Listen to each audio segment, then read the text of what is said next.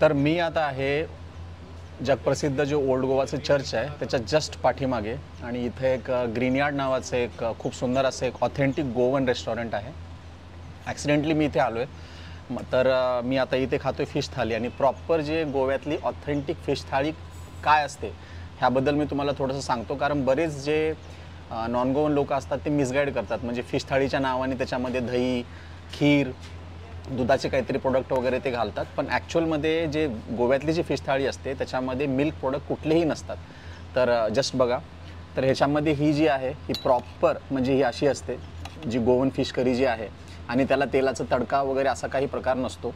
दुसरं याच्यामध्ये आहे हे शिंपले, ज्याला कोकणी भाषेमध्ये तिसरे असं म्हणतात. आणि हे जे आहे प्राऊन्स असतं, सुके प्राऊन्स, ज्याला मला वाटते मराठीमध्ये सुंटा वगैरे काहीतरी म्हणतात.